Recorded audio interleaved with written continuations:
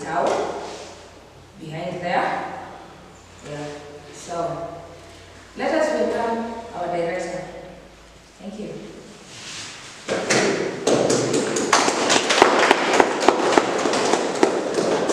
Good morning.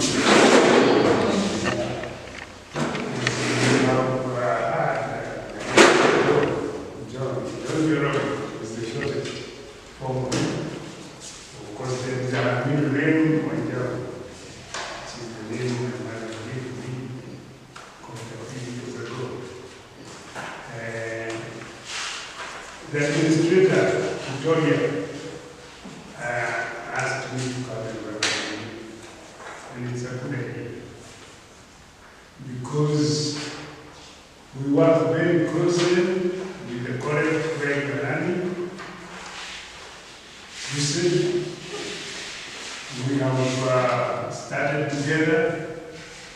We know each other very well. We've been exchanging students. So you are also welcome to join that program of exchange between Houston and Kiof. Kiof, as you have learned, is the Kenyan Institute for Learning Farming. It is an institute of organic farming. It's the first one bearing that name here in Kenya. Now there are several other organizations which include organic farming in the name, but we were like the originator of this idea.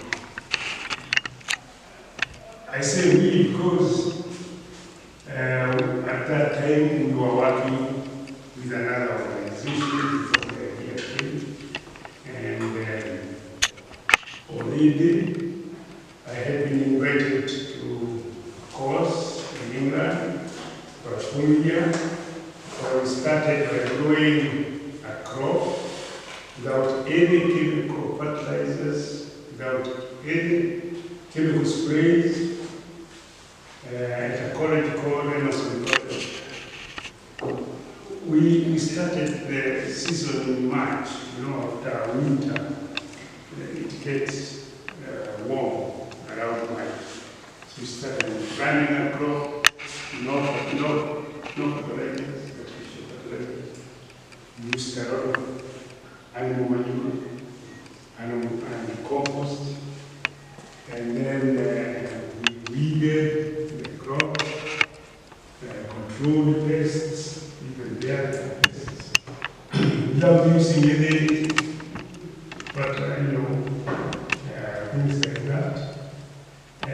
And we went around with the crop. Of course, in the correct gardens, there was not one crop, there were several crops. So we went with it all the way to harvesting, started harvesting some of them in June. Dried, very serious heat, we were harvesting others. And by September, it had already come out of the season. And then we had conveyors during the season. From there we went around Europe, and we had the Netherlands, Holland, to Germany, to Israel, and not Israel, to France, and a small country in between called Luxembourg, and we were back to England, to our flight to Kenya. One of the assignments each of the participants was given was going to start something in your country. So when I came, I told the organization I was working with in an explanation, and they accepted that we start something. Then we were invited by the Catholic Diocese of Nakuru. Where we set up a garden, invited, participants for a workshop of about 3 weeks. We prepared the ground by growing us a crop without any chemical fertilizers. And when it was ready, we held a workshop in August, which became a very successful workshop. We had 47 participants, some of them from government, from different organizations. For 3 weeks, all of them were together in that workshop. And when it ended, we had 3 resolutions. One of them was that group of 47 should remain together for at least a year, asking each other what have you been doing about the workshop we ran in Nakuru. Stayed together. We held 3 different meetings. Each person from the organizations they had come from asking themselves what have you been doing.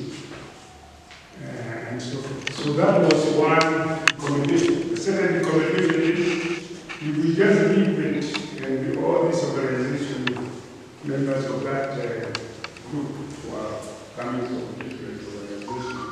And each organization has its own objectives. And who is going to continue in the organic part? And that is where I took the idea. So why invite a few people, form an organization, and set it. Of course, we wrote to the government asking if we register an organization, and the government told us, bring us a few names, then we will choose the one and give them the names. And the rest, of course, is political. So we were registered as Kenya Institute of Ghana. And from that, we have been operating. We started operating just outside Nairobi. And in the year 1995, we decided to start a training college where people, where we can take students and put them in class. So our first class of students were in 1995.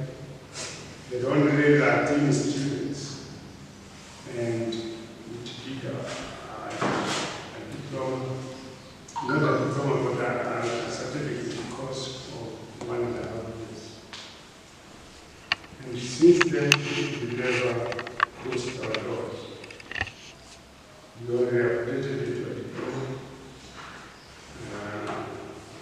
and we moved from that campus in near Nairobi. We moved to Kiof, we get some land here and we built here. During that time, we have a lot of assistance. One of the assistance is that we met with the director of USIF in a workshop in Dar es Salaam, and we discussed. He said, we had just started a bit of training in Uganda. He said, well, since I'm doing what you are doing what we have started to do, why can't we combine the students at one time or another? So yes, let's do that. So in the year 2008, our first exchange program started. 2008, August. I remember we took the students we had to Uganda, and when we were coming back, we came back with students who were there. So our students did 3 months in Uganda,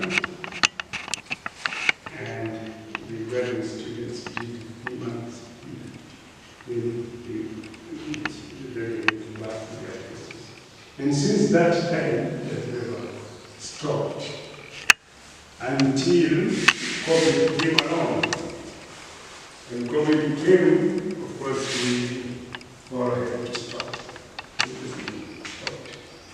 I remember the Kenya government when it announced that all schools, all colleges, all universities should be closed. Our students were still on the other side. And the closing date, it was the 15th of March. They were on the border. And the same thing, the guardians who are here are also on the border. So I told them, don't come to college, they will close, go back to home. And for the next 6 months, no school was going on, and no college was going. The universities were at home. And that was the break that we had, that made it very difficult to start. Because the conditions they put for returning back to college, to training, the government put a lot of conditions. He said, when you sit 1 meter, one student to the next student should sit 1 meter away. Just like the distance those two are seated, or those two are seated. And if you have a class of that level, how much room do you need for that? Impossible. Then they said you must have a nurse or a medical facility nearby in case, anything happens. And a lot of other conditions like that.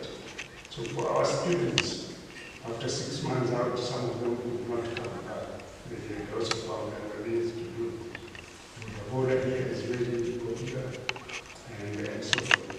So we had a break. But we discussed again with Lucy, and it was only about 2 or 3 years ago that again start the process again. And I'm happy that it is very, very well. Last year we had a team that came here, and our team went over there.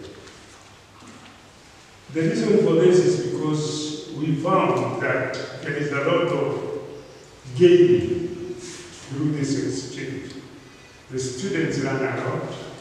They get opening opportunities that are probably difficult to imagine at home. Right now we have a lot of former students from Lucid who remain only in Kenya, and they are doing good jobs. They are employed here, not at Kiof, but in different organizations who are able to find their way. Some of them have even started their own organizations. Some of them have even got, businesses that are running. And some of them are to get families from here, married Kenyan students or married by Kenyans. And that is what the life is all about. Where you go, you try to find opportunities and you learn more things that are there so that you can take them home and want to do and do, or you can be able to work with them for some time. So one of the reasons why we have resumed this exchange program is to give the opportunity to students, many of them in their youth, with their teens, very few beyond 20. During that time, it is easy to absorb information and to plan and to see. They don't have any family programs which tie them together. They can be able to spread out and and to see opportunities that probably don't exist in their place. And also, they get the opportunity for further learning. You know, they see that, you know, in my language, in my vernacular language, there is a saying that says, those who don't go out, they think it is only their mother who cooks the best food. Have you ever seen that, something like that? Those who don't go outside, who don't visit other places, they think it is only their mother who cooks the best food. But once they start going out, then they find, oh, it's much better to go there. And, you know, so they bring the idea to their mother, cook like this, the way you saw it over there, and so forth. So, the main objective of this exchange is to learn and to acquire information and to find what you can do for your future. To help yourself make your life, you know, because why can't I start here? Start where it's over there. And once you get that going, because you know you have learned, you have known how it works, you find the other people taking, and you know what you are trying to do grows up and becomes a whole business that people know you as. You know, and such opportunities, I think, in this exchange. So you are here to learn new things, new ideas, to get to know what other people do, so that probably it can be an education for you. Number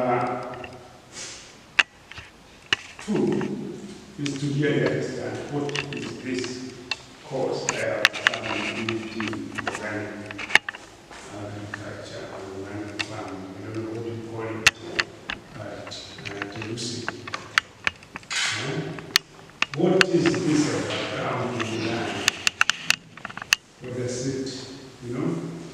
So here we will expound, we will tell more, we will get into the in-depth of what organic farming means and what are the practices. What is it that you have come to learn here? You see? And, you know, for you to spend all that time coming here and money involved and whatever, it must be something very, very important. While you are here, you will learn more. We have a team of trainers here who have a lot of experience. Number 2, we have a library here, which you can be able to learn from the written books in the library and other textbooks that you will get and other information that you will get. We have a collaborating organization also called TACTI, not far from here. They joined us in this exchange program. So some of the people who have visited are very familiar with you. I mean, who are going to be at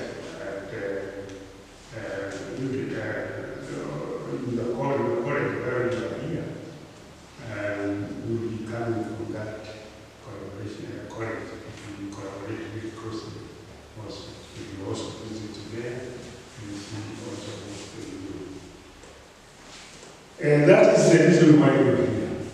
I wanted to emphasize that you have not come here to just visit the town, see what it is, visit Nairobi. No, you have come to learn. You have come to learn. And make sure that one of the things you need for learning is an exercise book with a pen. And everything you write that you learn that is interesting, put it down. Because tomorrow you learn another one, and the one you learned yesterday is forgotten. It will be forgotten.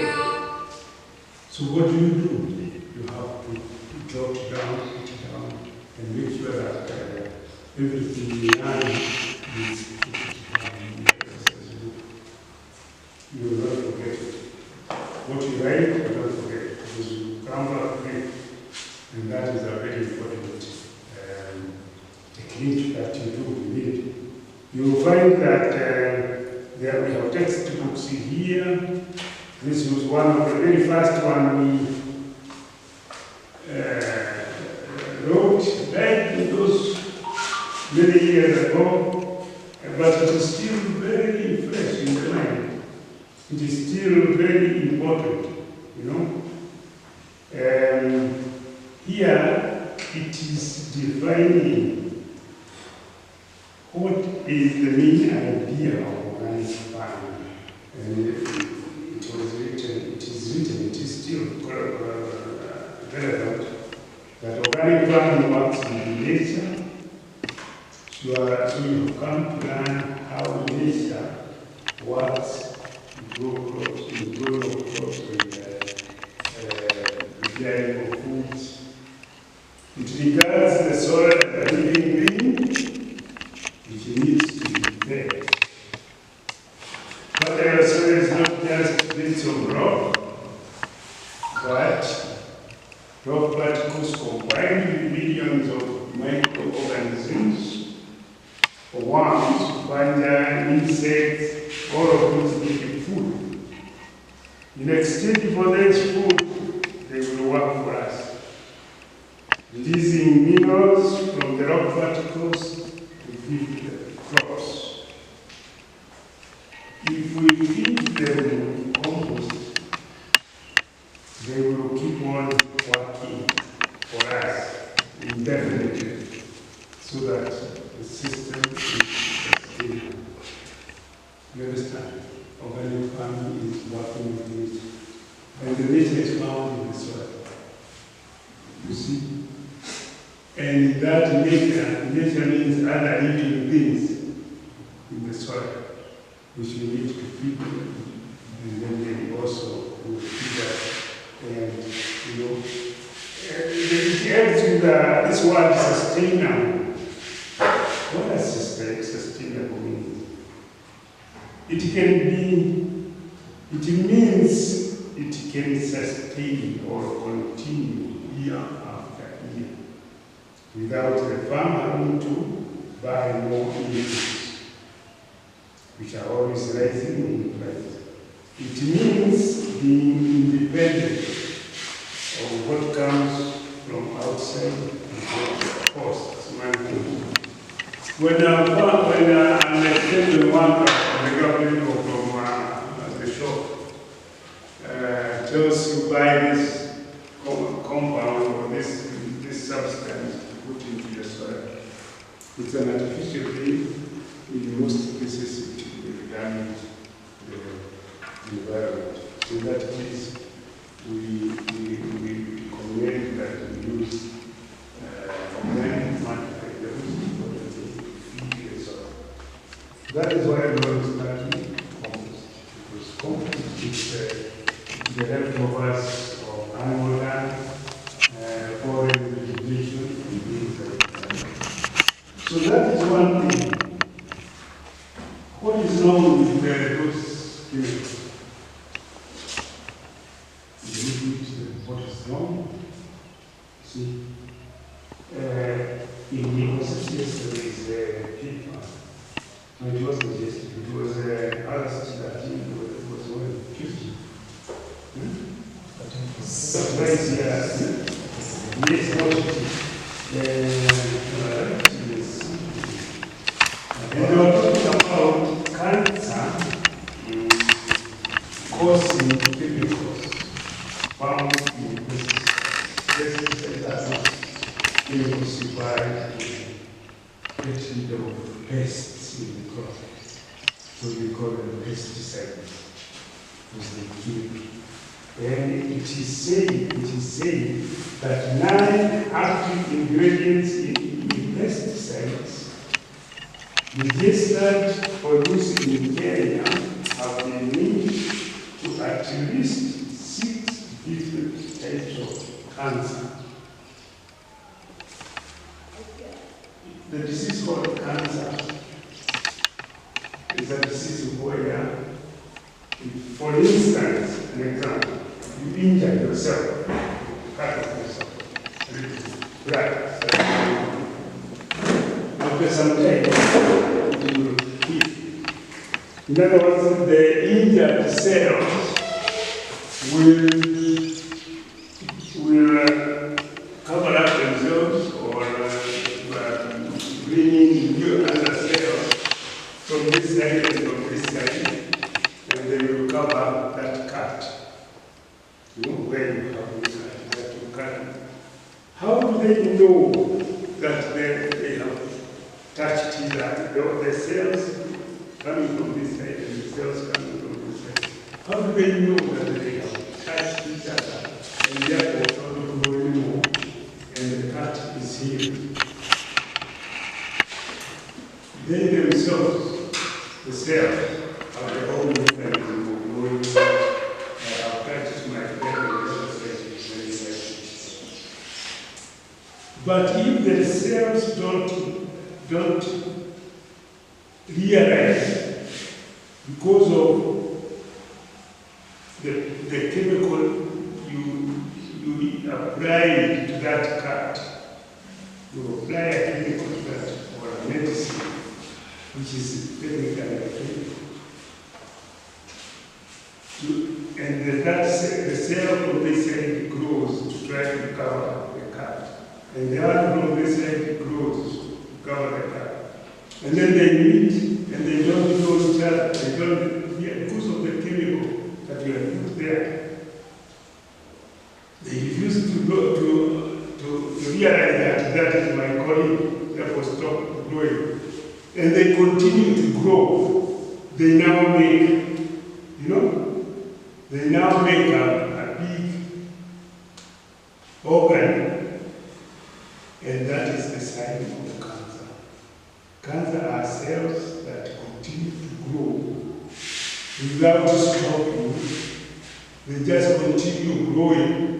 They block the canal, or they bulge out, or they, in most cases when the cancer is inside, it blocks the canal. They block where the blood passes. They block some other things like that. Those people who have cancer, the sign that it is a cancer is an overgrowing part of that organ, of that part of the body. So when, for instance, you continue eating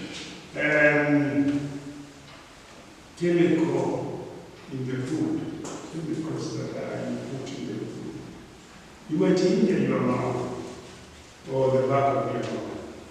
Then at the cells, when they grow to cover, to heal, they don't recognize one another because of the chemical. Then they will start growing in the whole mouth and whole field. So cancer, or what we call cancer, or cancerous growth, is literally cells that continue to grow. They have not recognized each other. You see? And you find the cancer these days is very, very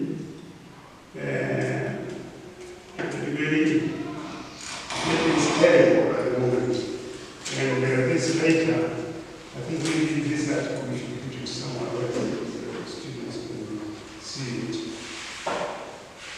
It's in Kenya, this cancer has been linked to 26 types of cancer, leukemia, non-Hodgkin lymphoma, bladder, colon, lung, and pancreatic cancers.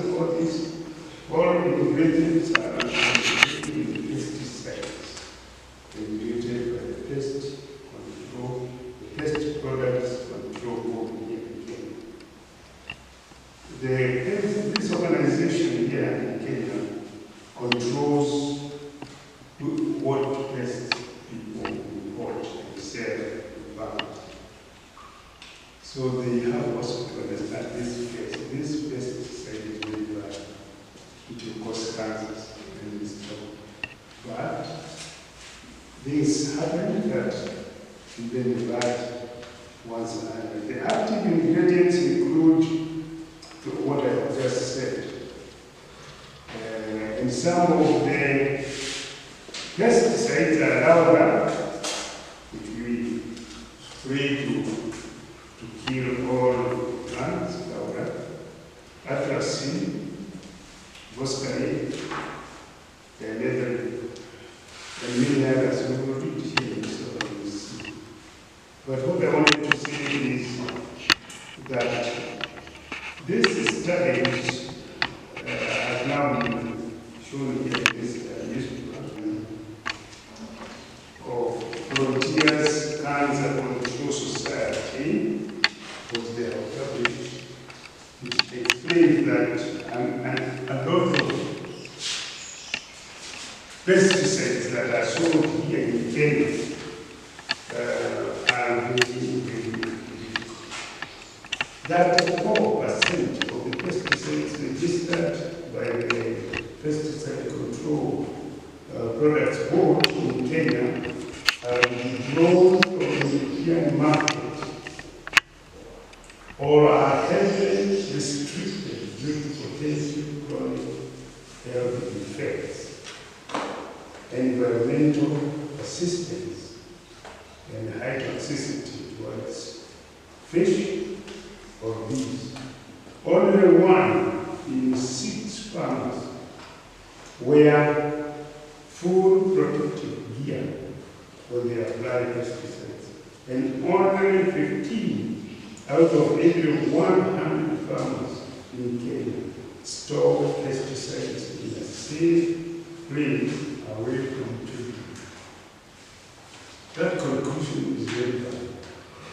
Because you see, we seem to be negligent or not informed of what causes cancer.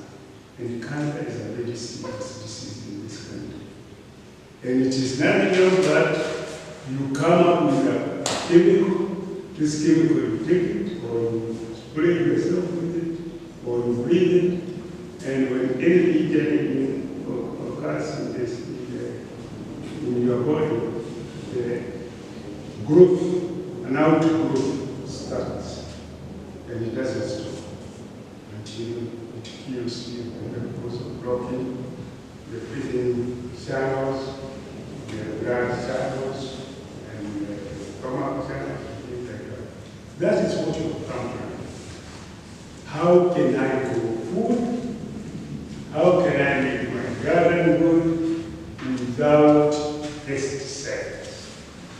You know, without pesticides, without using these chemicals that we buy to spray, you know. What are the alternatives that are there? If you're trained here, we will teach you a lot of those ideas, what you can do. Because already you can see, this is yesterday's newspaper. Tuesday, August 13th was my first. Yesterday, this is yesterday's on the newspaper for farmers to see. It is a concern, even in Uganda, that a lot of people are getting a disease of their own making. Because when you go and start trying a chemical, come and spray, then you take that food, you eat it, you are like poisoning yourself, or you poisoning others. So what you have done, what you have accomplished is to learn how to avoid pesticides. You cannot avoid pests. They will be there. These are other organisms God has created. And He has given them the opportunity to feed from the crops and grow. You see? So we have to get rid of them because they are stealing food from you. And the way to control them, you don't have to buy pesticides. Those chemicals that cause problems. that cause cancer and other diseases, and the other diseases, you can be able to know how to do it naturally. Experiences while we are here. So I think I've done my and welcome, isn't it? Welcome, and I'm sure I'm happy that you don't look like you have any problems with travel or even and since you arrived now rested, so you are able to get started. Do not forget that the time you are here is very short, and you have a lot to learn. And we want you to live here, going back to Uganda, saying you have learned a lot from Kenya, and we can give you your opportunities to be able to give you or to show you or to make you learn what you really want to learn. Welcome. Thank you very much.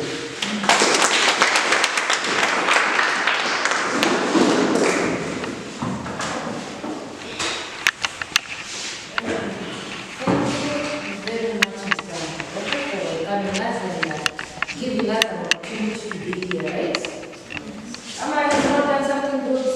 If he said no, we wouldn't have been here, right? Yeah, so we thank you for giving us that opportunity and for allowing us to be here. And also, officially, welcoming us.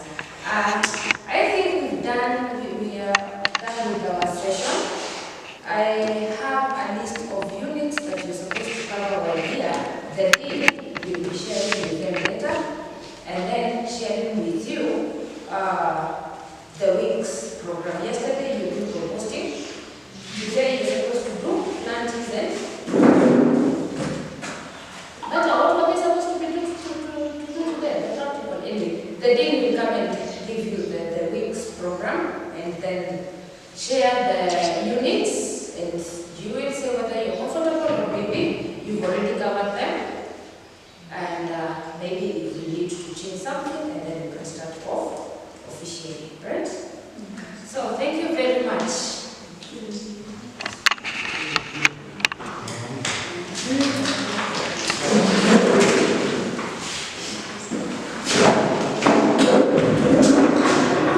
Thank you.